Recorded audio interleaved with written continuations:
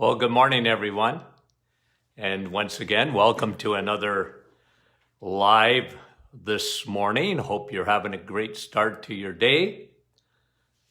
And we'll say hello to a few people here as they come on. Linda, you're the first one up. And good morning to you, Linda. John, our dear friend from Elgin, Illinois. Jeanette from our staff. And Francis Marie Jordan, dear friend in Tennessee, Nativity. Good morning. Jerry, you guys are great. We appreciate all our friends. Mary Jane, Madeleine from Temiskaming, Jerry from Nouveau Brunswick, Lori from Niagara Falls. And we love you guys. Thank you so much for coming on this morning. Diane, our good friends Diane and Jean. Diane, another Diane. Good morning. Beth, how are you? Good morning, and it's great to have you on. Marie Claire. Lisa from Stratford. Boy, I haven't been to Stratford in years. Beautiful place.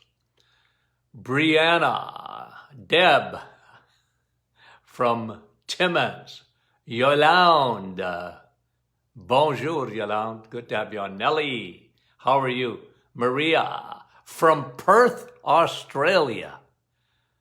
Maria, good morning to you. Thanks for coming on from Perth, Australia. Barbara from Nova Scotia. Julie from Sturgeon Falls. Keith, good friend. Cindy from Penticton. Holy moly, that's bright and early. Wouldn't that be about 5:30 in the morning out there? Yeah, I think so. Katharina, you guys are great. Lola and Meta. Alain from Leamington. From Meta, Leamington. Oh, from Meta. Okay. Jean, good morning to you guys. Okay. Patricia, Nicole. Okay, let me get to work. Let me read something to you. We're going to look at, we sort of covered this in the past, but I want to go over it again. Okay? And I want you to get used to this. I think you guys do this, and you might do it unconsciously. You might not even think you're doing it, but you do it. But let me just read something. I'm going to read from the Bible this morning. Okay, so let me read. It's James chapter 1 and verse 19. Okay. So, a couple of things.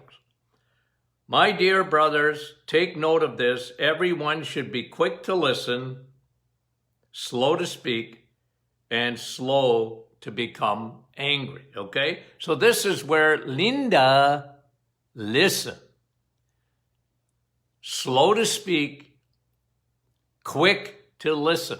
Very good, isn't it? Good instruction there. Let me give you another one.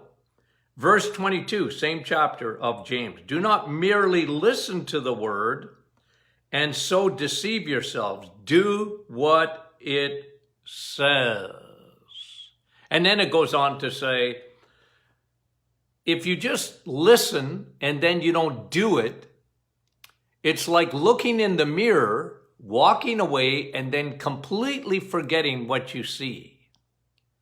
So it's very good instruction, and the reason I bring it out is because every time you eat, don't deceive yourself, okay?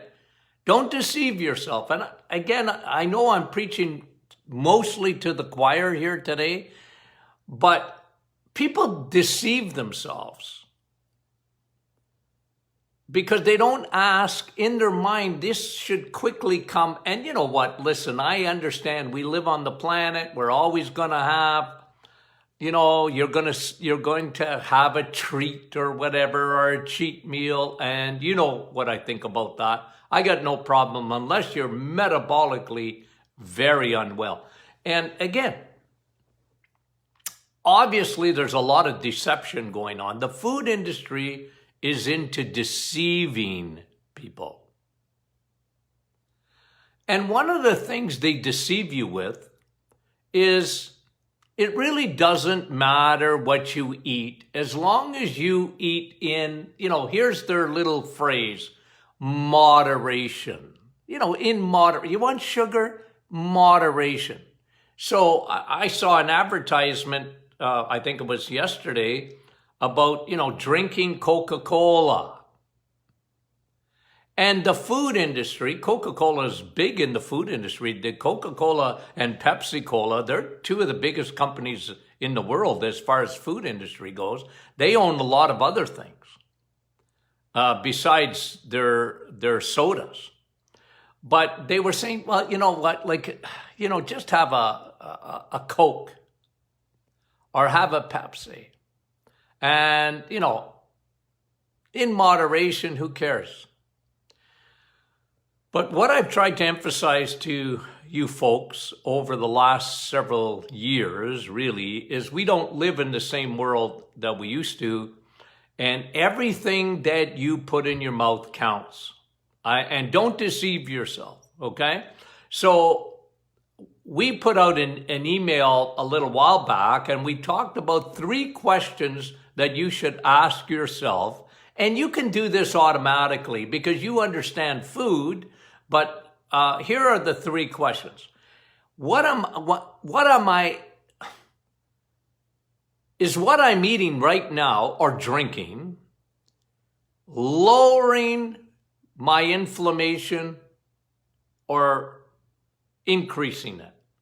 So inflammation, because we know that inflammation is not at the root of disease, but it is a big factor in all disease. We're going to talk about that in a minute. So what am I putting in my mouth? Is it going to lower inflammation or is it going to increase inflammation? Number 2, what I'm putting in my mouth, is it going to, especially in this day and age, is it going to help my immune system or hurt my immune system? Wow, good question. And number 3, is what I'm putting in my mouth right now going to elevate my insulin or decrease my insulin? 3 good questions to ask when you think about it, right?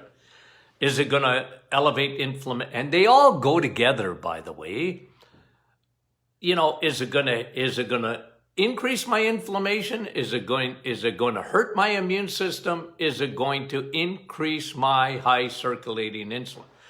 And let me give you a quote, okay, that came from a study. Now, we talked about this in the past, but insulin and cancer. Okay, so just for cancer, insulin and cancer. But here's what it says in the Journal of Lancet and Diabetes. Lancet is a famous medical journal. They have a diabetes division, and well, they should. Well, they should. Okay? It's a new article in the Lancet and Diabetes. Okay?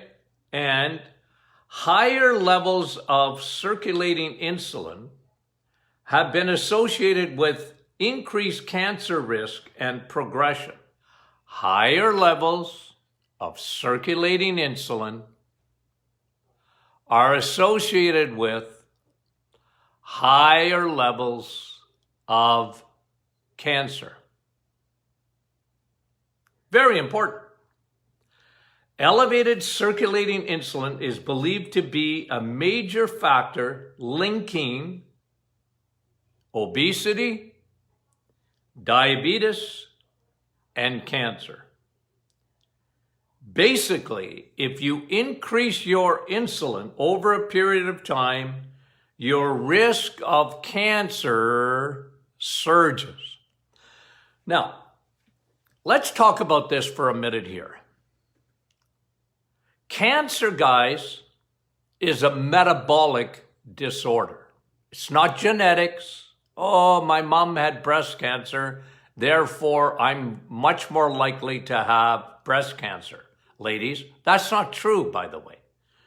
I mean, that sort of was a very common thing that came, especially in about the 1980s.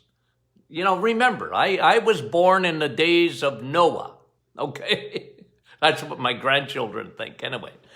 But for me, you have to understand that I've seen a lot of trends. One of the trends, the biggest trend, even when Tony Jr. was in school, we used to talk about this quite a bit. Medicine was super focused on family, meaning that if you got bowel cancer, you were much more likely, or your kids or whatever, were much more likely to have bowel cancer. If you were a diabetic, your family, and you know what? It doesn't mean that that's not true at all, but when it comes to cancer, you know what? You're less than 3%. They used to say 5%, less than 3% now. So if mommy had cancer, the risk of you getting cancer is 3%. 3%. That's not much. Because again, and this is true. Don't be deceived. Okay? Don't be deceived. We're talking this morning, we started out about being being deceived. Don't be deceived. Because a lot of people think, oh, my uncle lived till 110 and he smoked and he drank and he ate whatever he felt like. And therefore, I always get a kick when I hear people talk like that. Oh, my uncle. Or my mother lived till she was 100 years old, and I have her genetics. Your mother lived till 100 years old by the grace of God. And not, you know what I mean? Guys, I mean this. Look, don't be deceived, okay? Because your mother lived at a different time than we're living. Do you know what I mean? Because now, just sugar alone. We went in 1950s.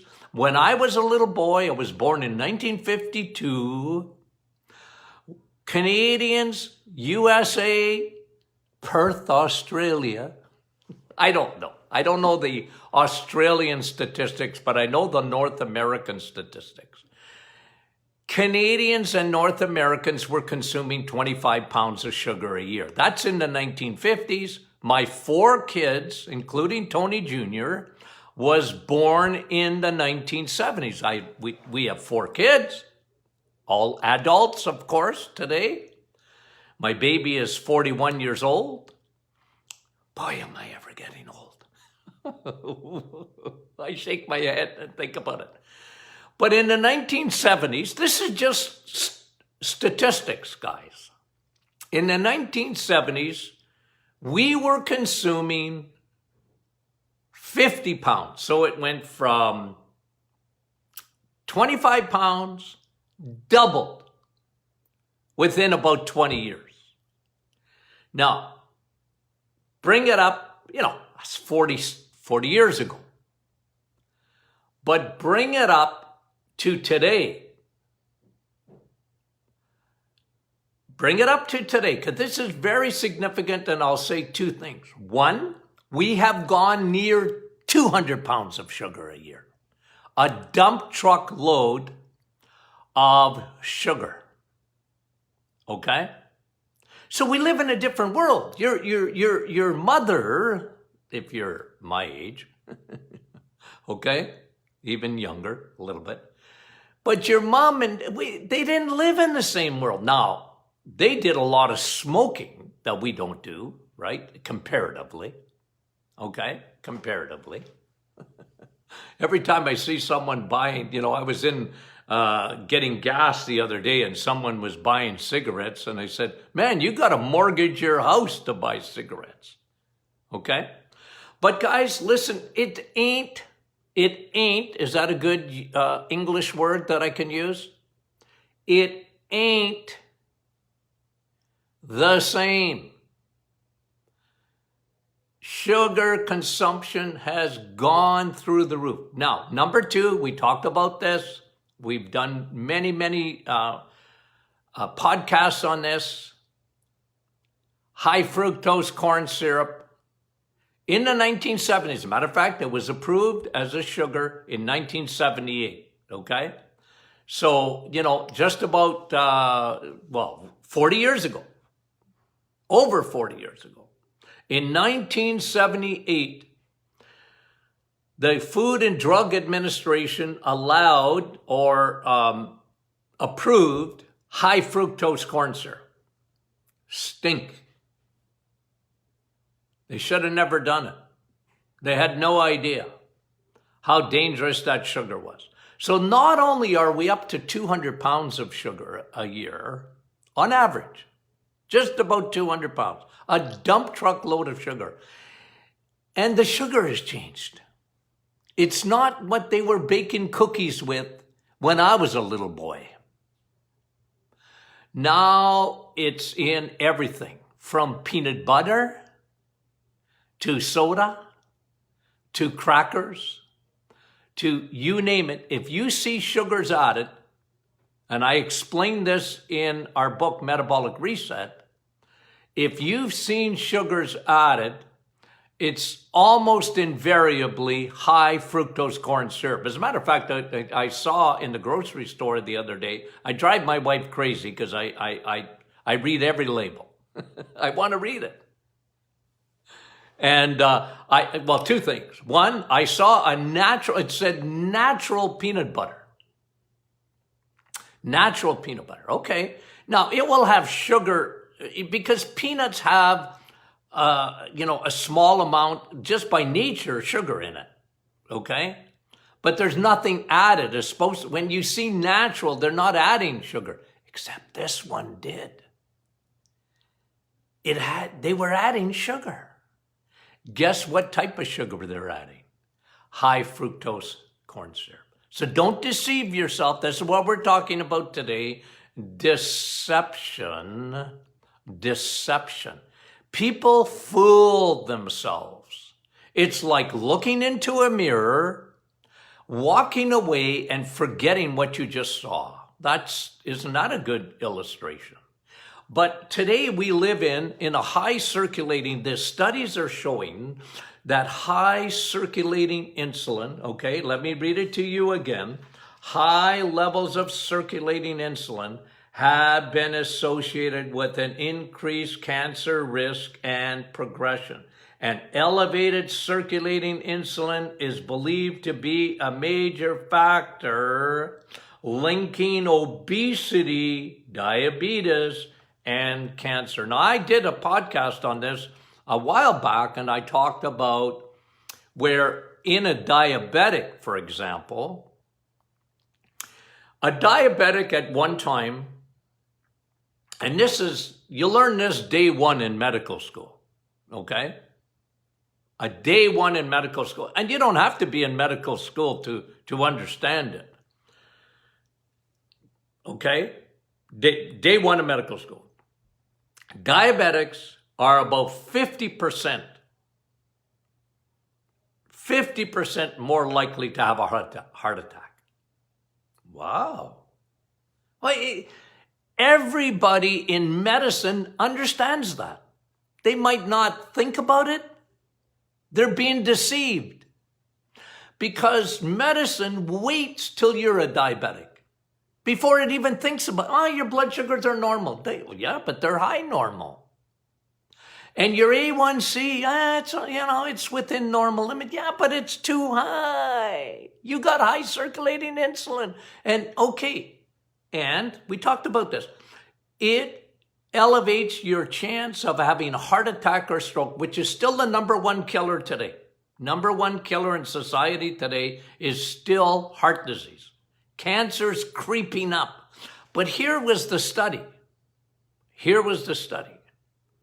That as far as diabetics are concerned, cancer not heart disease.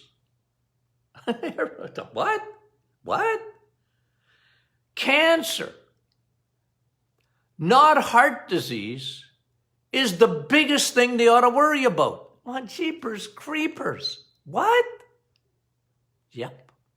Because guys, I want you to think with me for a minute, okay? So look, you know my illustrations.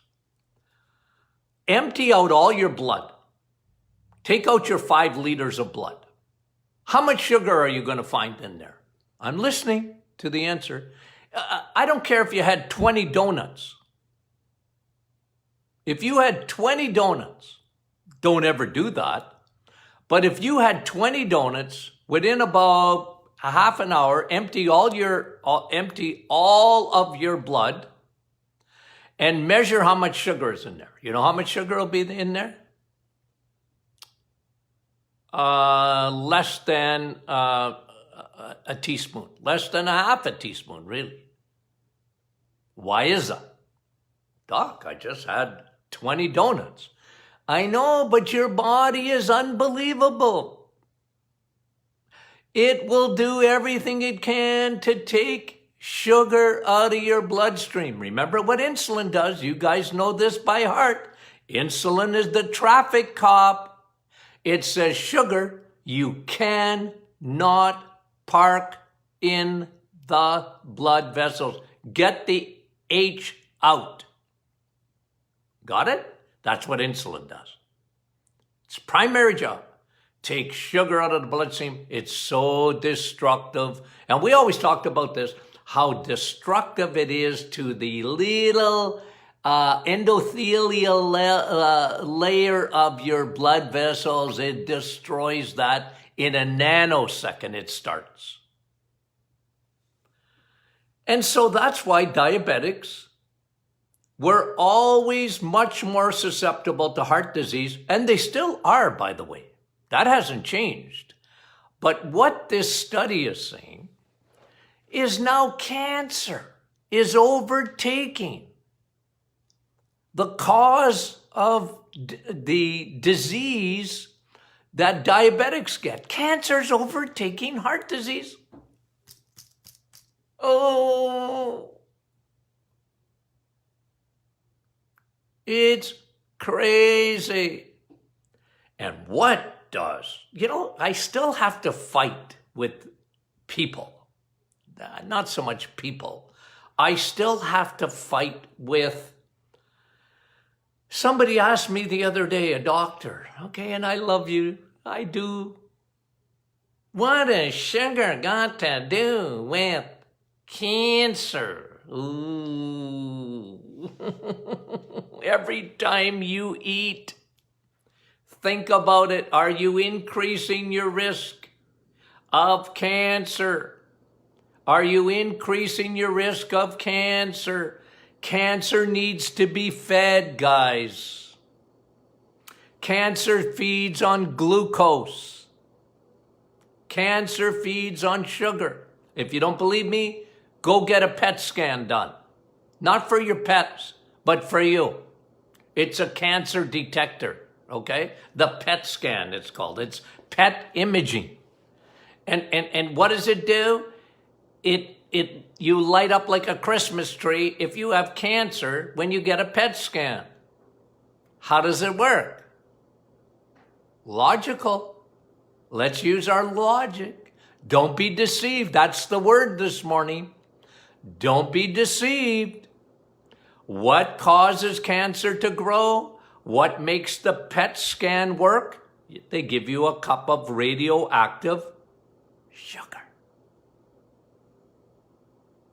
You got to drink this stuff before they put you in the machine. What? Why can't I just drink water and let's see what happens? Drink some water and then put you in a PET scan machine. You know what will happen? Nothing. Nothing. How about I eat a steak, doc, before I get a PET scan? Okay, have a steak. You know what's going to happen when you get the PET scan? Nothing. It only works when you drink glucose, radioactive glucose. Yep. And why is that? Because sugar feeds cancer. In moderation, Doc? Remember I used the word? Because that's the food industry. Oh yeah, don't worry about our cookies. Don't worry about our cereal, Frosted Flakes. Yeah, they got sugar in it, but it's moderation. It actually is good for energy. Kids need to start their day with this. And grandma too. No, they don't. No, they don't. In diabetics, imagine where cancer is overtaking heart disease. And listen, my friend, you cannot be a diabetic. It's an impossibility. Okay? You cannot be a diabetic. Look, I'm not talking about type 1 diabetes where you're born with it. It's an autoimmune disease. It's different, okay? I'm talking about adult onset, children onset diabetes. You can't be a diabetic unless you're a carboholic. It's 100%, no exceptions. Oh, my grandmother was a diabetic, and your grandmother was a diabetic, she was a carboholic. Okay? So, but the link is, and the studies are saying, the Lancet is saying, that cancer, here, let me read it to you. Diabetics are twice, so remember about heart disease? You're going to have a heart attack. A diabetic is 50% more likely than the average people in the population that are non-diabetic to have a heart attack or stroke. It's not good. But listen to this. Diabetics are twice as likely to get liver, pancreatic, endometrial, gallbladder cancer. I can tell you why in a minute. Kidney cancer, breast cancer, colorectal cancer, and bladder cancer. All of these, by the way, have gone through the roof because cancer is a metabolic disease. It is not genetics, it's a metabolic disease.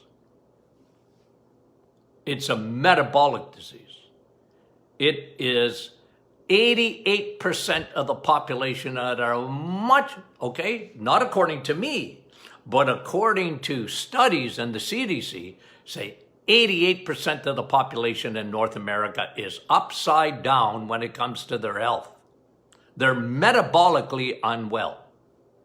And I've talked to you about looking for that. Look at your belly, 1. Look at your triglycerides, 2. Look at your HDL, 3. Look at your blood pressure, 4. Look at uric acid, 5. Those are all important levels of checking to see whether you have what we're talking about, 88%. And those people have a much higher increase. Never mind, you don't have to wait till you're a diabetic, because if you are metabolically unwell, you are a diabetic already. I love what Tony Jr. always says. Dad, blood sugar is a lagging indicator. Blood sugar is a lagging indicator. So all you people who take your blood sugar, okay? Boy, I would have loved to invest it in that industry. Like I'm stupid. Why didn't I invest in people who are always checking their blood sugar? With the little lancets. Jeepers creepers. Imagine in the 1970s if you had to put some money into the Lancet business, because very few people were doing it, checking blood sugar. The way to check blood sugar, by the way, back then was with urine. You just check for sugar in the urine. Still more accurate. You got sugar, any kind of sugar in your urine, you're a diabetic. You don't know how many, not hundreds, over the years, thousands of people. Doc, my blood sugar is good, according to my doctor. Well, number one, it's not true, because if you have sugar in your urine, you're a diabetic. Don't fool yourself. Don't be deceived. Don't be deceived. You know what I do with myself? I'm serious, guys. I treat myself like I'm diabetic.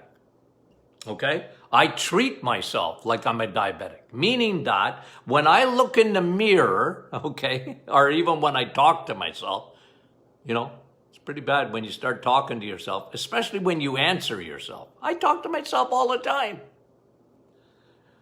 Tony, hello, Linda, I'm talking to you. That's me talking to myself, okay?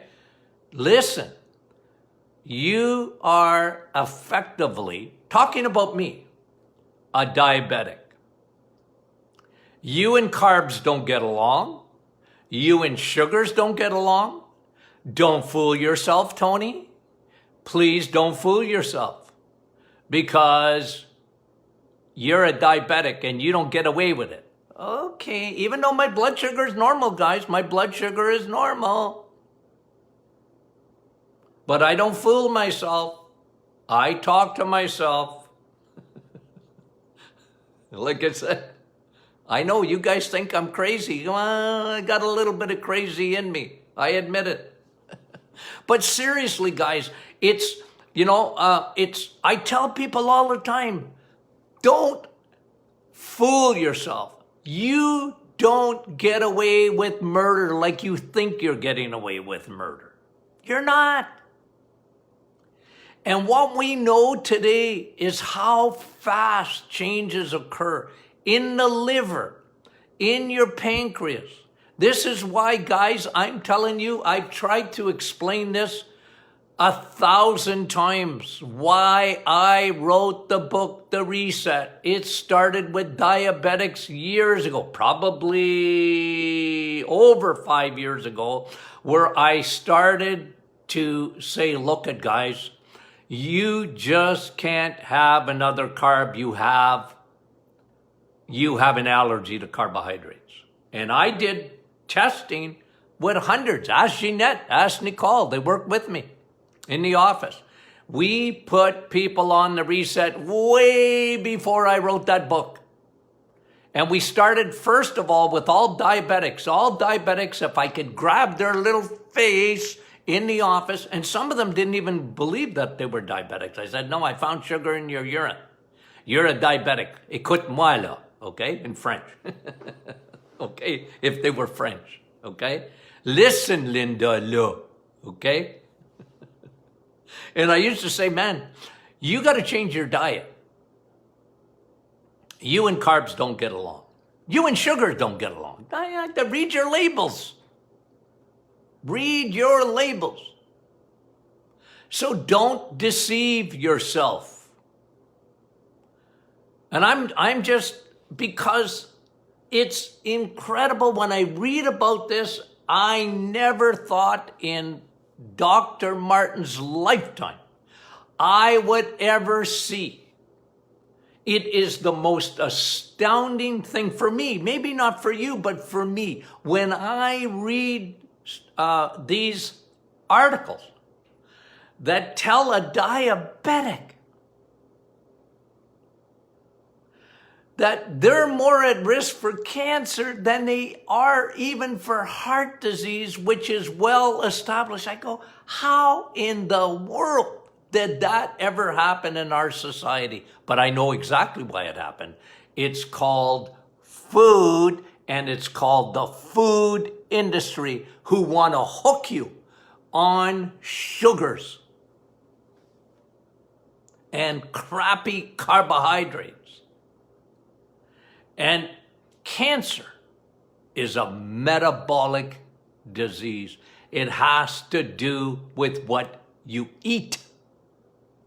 Yeah, there's environment, there's other things. I get that. I understand that. I speak to that all the time about the elevated estrogen and all this kind of thing in the world today. I get that. I understand it. You guys know that. I talk about that a lot. But, you can hardly control jeepers creepers. You can hardly control the environment. What planet are you planning on living on? How are you going to get off this one? We're surrounded by it. I think I brought to you last week. They found plastic in the placentas now. Plastic is in the placenta. Microplastics. Oh. But guys, how are you going to get away from that? But what you can do is control what you eat. You can control that. You can control that. And someone brought a good point yesterday. Oh, Dr. Martin, I know, but red meat, it has stuff in it and all that. Look, I'm going to tell you something. If you think you're look, if you can afford organic, go for it. That's good for you. But you have to understand me. I'm telling you that eating a piece of meat, eating a steak, eating hamburger is 10 times better for you than eating any vegetable that you can think of, organic or not. I'm telling you, what you can control is insulin. And I'm finishing with this statement. Cancer is a food disorder. And cardiovascular disease is a food disorder because it starts with food. And it's the killer in all of it is sugar. Well, there you go. Okay. I got excited as usual. Okay. So tomorrow, for my Western friends especially, but for everyone, we're going to do an afternoon session tomorrow. Okay. Thursday afternoon. And if you're not a member of the Martin Clinic Facebook group, please join us. Join that wonderful group of individuals that make up the private Facebook group. It's fantastic, okay? And invite your friends and family. They can come on and enjoy too. Share this, guys. Share this. The more you share it, my son explains it to me, but I don't understand it. It helps the algorithm. Okay, what's that? I don't know. But Facebook, what Facebook likes is the more likes that it sees, the more interaction that it sees, the more they will share it. You share it, they share it.